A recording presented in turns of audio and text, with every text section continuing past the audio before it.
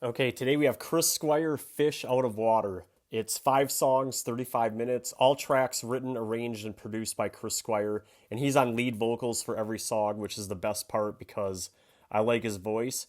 But you can really hear his songwriting and how it fits into the Yes Machine. And if you don't know, Chris Squire is the bass player or was the bass player for the band, yes, because I think he passed away in like August 2015. Um, but anyway, that's one of the reasons why I like listening to solo albums is because you can better understand the writer's abilities, influences, genres, tendencies, etc. And same for all the bands that I like too. There's a guy named Andrew Jackman who contributed as the orchestra arranger and he played some keyboard parts and organ parts. Other artists are Bill Bruford makes an appearance here, Patrick Moraz, and Mel Collins does saxophones, and someone named Jimmy Hastings on flute, and the flute is very prominent on many of the songs. This is it's a symphonic rock or progressive rock or prog or whatever however you want to call it. It's not unlike King Crimson. In fact, I that's about the closest comparison I can make to this album. It even sounds more like a Crimson album than it does a Yes album, but it has that unappealing appealing uh, value if you know what I mean. That's kind of sort of the thing that defines prog rock, right? Like it's just so different sounding than other forms of rock and roll. The album cover is it's a photo of Chris Squire, but it was done by Lorene Burns, and this photo of Chris Squire on the front was taken by Brian Lane, who's the manager of Yes. I never understood what he's behind here. If he's like I mean, I just don't know what that is. If he's in a jail cell or what that is. Maybe you know. Maybe it's like some kind of closet. But he's standing behind this, and it's all black, and it says Chris Squire, Fish Out of Water. It's got a real weird font, and seems to be some kind of border here. But other than that, it's just a plain, straight, black album cover. On the inside, it has the lyrics. Although this looks like a reproduction of like if you would have bought this on vinyl in this 75, it probably folds open and it has this kind of small print like it. You have a picture here of Chris Squire, and he's holding an acoustic guitar, and it looks like he's in some kind of desert or well, it's probably not a desert. It's pretty green. That looks like some kind of a cedar tree or something. But anyway, it's got that weird trippy bending effect, like if you've ever seen the Beatles' Rubber Soul album cover, like Rubber Soul, like they kind of laid it down weird, and that's kind of what I think of when I look at this. And like the shape of everything is a little bit distorted, and that's weird too because I don't think this is a very psychedelic album, but to match this sort of like the psychedelic effect that they were going for here. But really, it's all about prog and with a strong like jazz foundation because really that's where Chris comes from. I mean, some of the stuff that I've read about Chris Squire over the years is he did like church or choir, and he really liked jazz. He had a jazz foundation. So anyway, the back cover has this. It's got this pretty stained glass of what to me looks like a largemouth bass jumping out of the water. The sky is blue, or maybe this is all water. I thought that was the sky, or maybe this. The green here on the bottom. This is grassy. Looks like that kind of tall grass or rice that grows out of water, and it's just really a cool photo. And you can see the mouth of the fish right here. Let me kind of pull that up. To me, that looks like a largemouth bass, and that's the body of the fish down here. And then I don't know what this is here. If this black thing is that a second fish, or is that part of? I'm not sure. I thought that this here was the fish, and then I don't know what this is. Uh, but yeah, for sure, it's at least one fish out of water. Get it? Fish. And that's the play on words. The name of the album is what's happening here is the fish out of the water. Chris is a fish out of water because he's not making a Yes record. And for those of you that don't know, Chris is a Pisces and people call him Fish. And I even heard Rick Wakeman in interviews call him Fishy before. Rick Wakeman being one of the many keyboardists, the most prominent, I think, keyboardist in Yes. Then you got on the back, you've got the credit. This is like the credits on this page, and it tells you, it's got. With my old eyes, I can barely even read it. The font is so small, but it tells you who the people's names are. Well, anyway, what's the deal here? Like I said at the beginning, for the same reason that I like to listen to David Gilmour solo, Paul Stanley, or Ace Frehley, these solo albums, I like to listen to this. The listener really gets a strong sense of what the artist brings to the band. And with Chris Squire, Fish Out of Water, this might be the best example of it ever. You get strong lead vocals, very melodic bass playing and rhythm and orchestra, and everything is written with melody in mind. And frankly, that's my biggest complaint about modern Yes, is the melodic streak infused into each instrument is missing on albums like The Quest and Mirror to the Sky. I don't think they can ever get that back now that Chris has sadly passed away. But, well, anyway, you get it here. You can always go back and listen to the old records, and it's that melodic prog jazz it's in here big time. Okay, the first track is Hold Out Your Hand. It's 4 minutes and 13 seconds. This is sort of like the lead song for the album, and I mean, I don't just mean the first song, but I mean it's like the lead. They went ahead and cut a promo video for it, which is featured in the Yes documentary called Yes Years. And Yes Years, which was shot during the Union Tour of 1991, they featured Hold Out Your Hand when discussing the Yes solo albums in 1975. Like, they just kind of keep playing it. The music video shows Chris singing and playing bass, Patrick Moraz is on organ, and then Bill Bruford wearing his gnarly B Boston Bruins tank top. And I probably never would have purchased this album had it not been for Yes Years, but look, I just happened to... This just... Today... I don't know where this came from, but I didn't dig it out. It just popped up in my office. It just popped up like this week. So I wasn't looking for it, but there it is. That's Yes Years. Anyway, Hold Out Your Hand. This song bucks the trend as it's a strong verse-chorus song structure. And it's the lone wolf on the album in terms of like verse-chorus. And that's what makes it a good lead pop song or a promo song.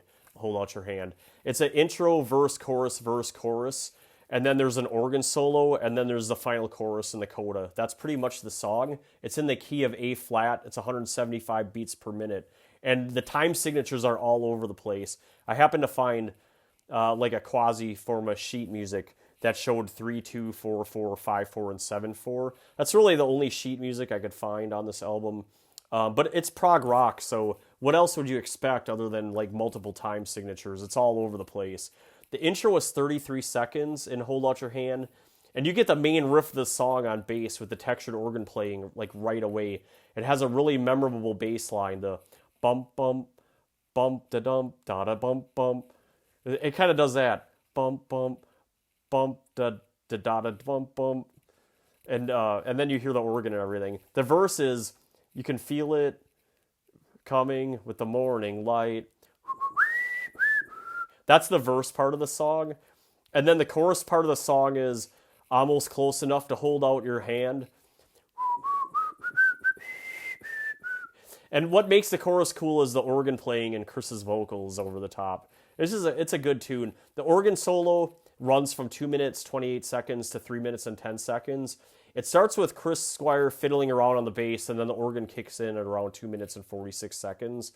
You have one more final chorus before the outro, and the outro starts at 3 minutes and 46 seconds and runs to the end. It's the orchestra playing a big sweeping line. It's kind of impressive. Track 5 is called You By My Side. It's 5 minutes. It's a seamless transition from Hold Out Your Hand to You By My Side.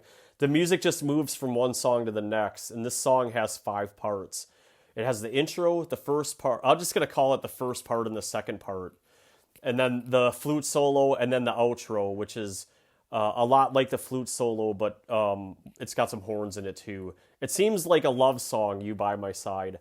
The song structure is the first part, second part, the flute solo, and then you repeat the first part and the second part, but he's changed up the lyrics just a little bit. And then the outro with that horn solo. It's in the key of D flat major, and it's 91 beats per minute, mostly in 3/4 time, but not all of it. The first part of the song, it's kind of like a chorus, And I'll say it's kind of like a chorus, but because it nearly repeats itself word for word later, and it's expressing his emotions. Like when you think of an emotional chorus, like "Living on a Prayer" or whatever, it's kind of doing that, but it's not really a chorus, but kind of. Chris is singing on top of the bass and piano, and he's singing, "You know I love you, I can't be without you." Okay, that's the first part. The second part is kind of like a verse because that's the part where Chris Squire is singing the story of the song, and this is the part where the drum kicks in, but very light drumming, sort of like a Ringo Starr thing that Bruford's doing, and Chris is singing, "Here am I dreaming, I stand by myself." The flute solo runs from 1 minute 14 seconds to 2 minutes 27 seconds, and it's about 37 bars, but that's Jimmy. Jimmy Hastings is on flute solo, and then the coda out or outro, which is the last part of the song, that runs from 3 minutes and 37 seconds to the end of the song at 5 minutes, or about 1 minute and 23 seconds, and it has a real big Christmassy type exit to the song. It's the orchestra, like a big sweeping orchestra, and then there's like a trumpet solo or some kind of horn around the 4 minute 20 second mark. Track 3 is called "Silently Falling." It's 11 minutes and 27 seconds. It's probably the most interesting song on the album because it has the most depth to it.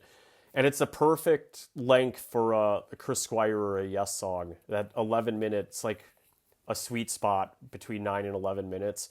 The intro starts with flutes, and I'm going to guess that's Jimmy Hastings again.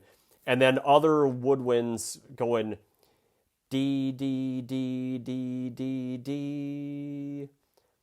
Okay, and then the song arrangement is intro, verse, bridge, jam. Intro, verse, bridge, jam, verse, and outro. It's in the key of C major, and it's 136 beats per minute.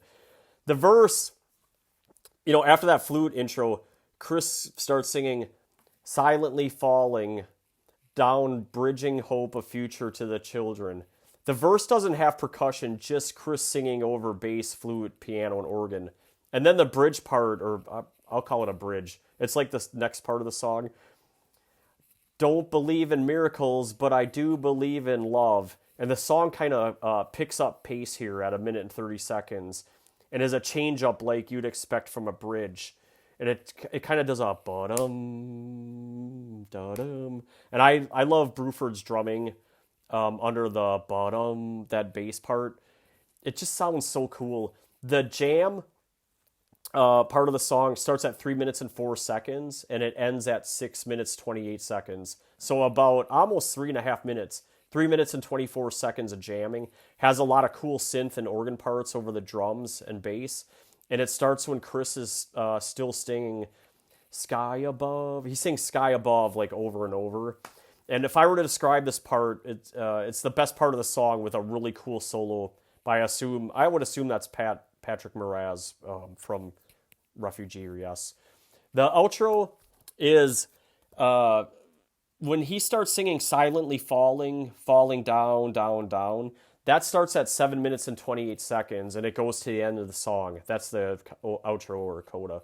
The piano or organ is the lead instrument behind Chris Squire's lead vocals, and at around the 9 minute mark, it does the dee-da, dee-da by the strings, organs, mellotron, whatever that is in the background. It could be any of the three, because there's a good mix of strings and organs on this record. Track 4 is... But by the way, that's the best song on the album, "Silently Falling." Track 4 is called "Lucky 7." It's 6 minutes and 54 seconds, and the song has a very jazzy prog feel to it. The organ at the intro is maintained throughout the song, the beep beep boop boop thing, and there's a lot of woodwind instruments adding depth to the music. And the song structure is verse, refrain, instrumental break, verse, refrain, outro with a sax solo. It's in the key of E minor and 158 beats per minute. Most of it is in 7/4 time. That seems to work when I count it out. But I like I said, I couldn't validate it by finding sheet music, but it just seems to be in 7/4. Although I'm sure it changes from here to there. The instrumental is like an electric piano organ at the beginning. It goes to 1 minute and 8 seconds, and it's that beep beep boop boop thing, and then the verse is after the instrumental. In the shadows of the fading light, nothing in sight, nothing in mind. That's what Chris is singing, and then the refrain he's just singing, "Lucky tonight." Okay, and that's how the song goes: verse, refrain, verse, refrain.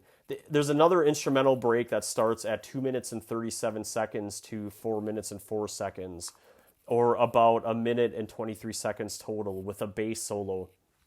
It changes at 3:23, and the time signature starts to deviate at that point, and it turns more into a jam, with sort of like a duet between Mel Collins and then Squire on bass. So it's kind of like a duet, but it's mostly Squire. Not really a duet, but you can hear the sax and brief flurries foreshadowing the outro. And then the outro part of the song, which comes after another verse and refrain. The outro is the woodwinds again, trading lead. Mel Collins on sax. He starts around 4 minutes and 39 seconds and goes to the end where the sax starts at 4:45. And the outro is 2 minutes and 15 seconds total. Lucky 7. Track 5 is the final track on Chris Squire, Fish Out of Water. It's called Safe, parentheses, Canon Song.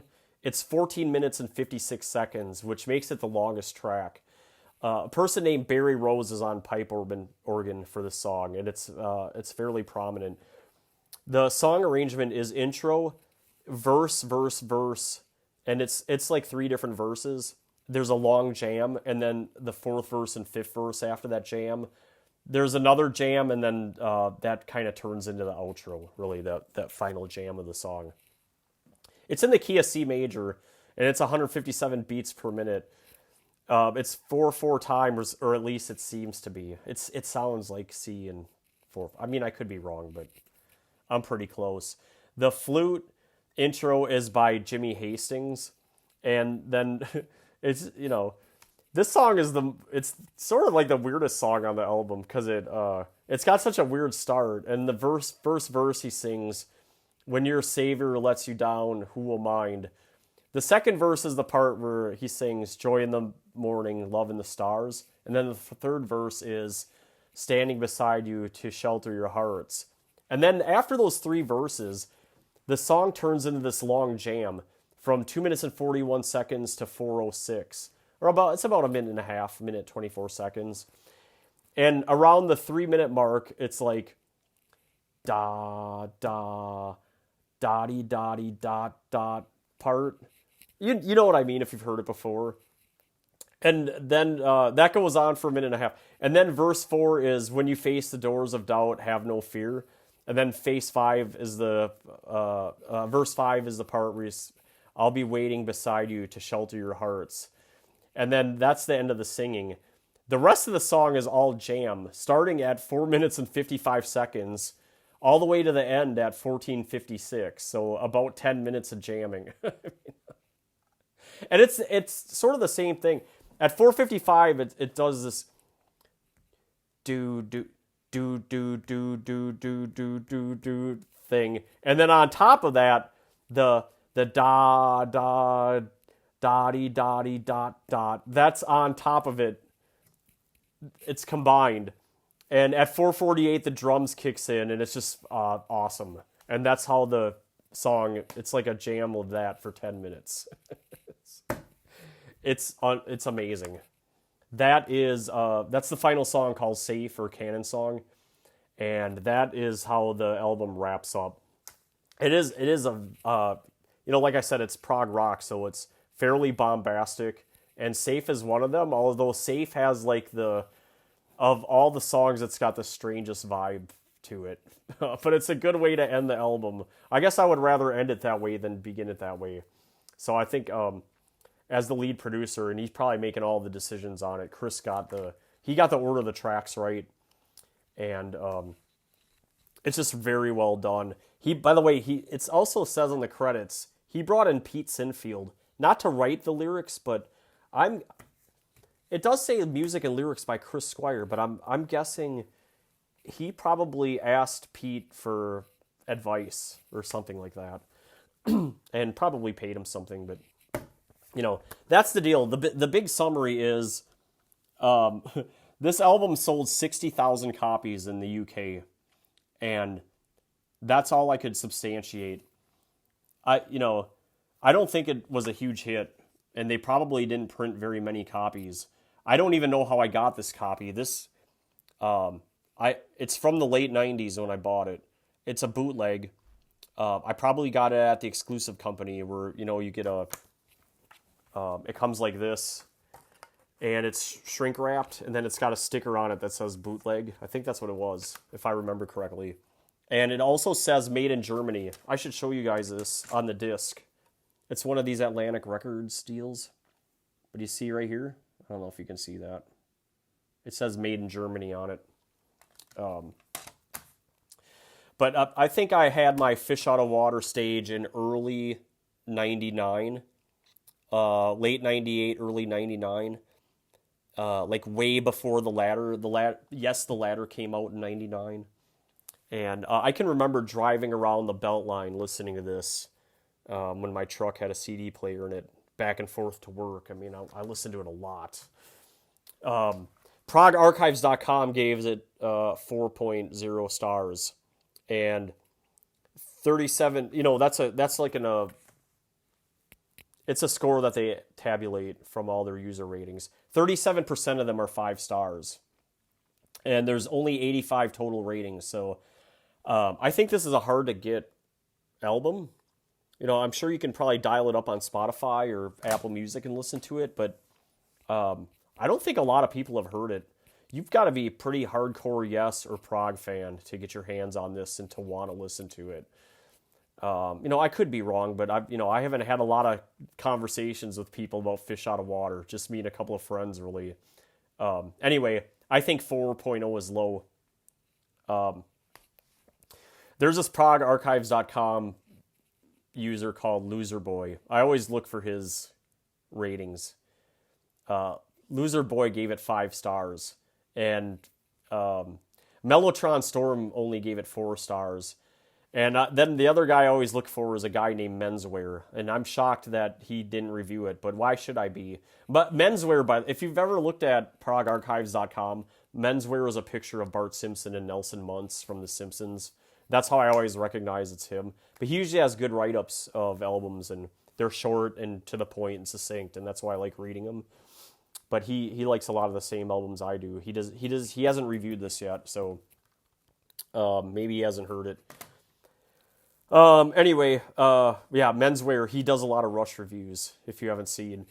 Allmusic.com gave it 4.5 stars from their writer Mike DeGagne.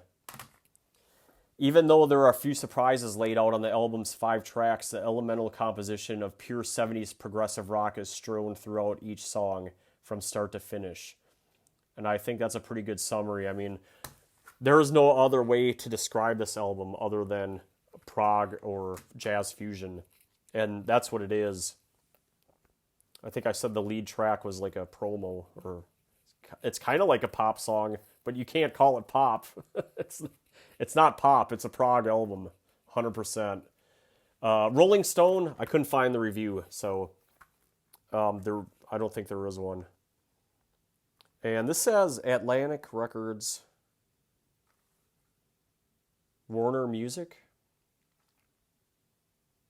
Yeah, Warner's big now. I wonder if Warner would even print this. Warner's been through a lot of transformation, but it was AOL, Time Warner, and now you can get Warner. You can get the app, right? You can stream TV shows. Anyway, how do I want to end this? It's such a cool album. Like I said, I like Silently Falling the best. That's always been my favorite, especially the dee-da, dee-da part at the end.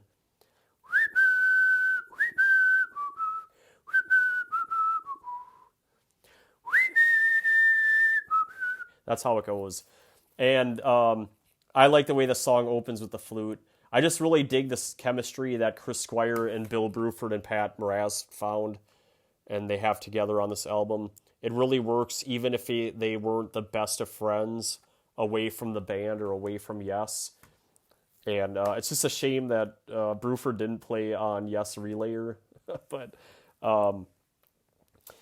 after Silently Falling, my next favorite song is Lucky 7. By the way, I've been listening to a lot of Steven Wilson, Get All You Deserve. I've got the Blu-ray. I got it for Christmas. And it's left a big impression on me. I have all those albums, but I've never heard the Blu-ray concert before. I can hear a lot of similarity or parallels between that and this. Going for a different sort of rock, jazz, fusion, prog sound to make you unready for the unexpected. Not that this album sounds like Get All You Deserve, but it has a similar feel to it. And I think that's how I'll end it. It's just cool. It has a good cool factor. Okay, that's it. Thank you for listening. If you like the channel or you like this video, please hit like. And if you really like it, you can subscribe. And then you'll get notifications if I make another video. Which, next up on the channel, will probably be John Anderson, Elias of St. Hilo. And I'll probably do that next. I'm going to go get started on it right now. And then after that, I'll do Chicago 11 and then Kiss Alive 2.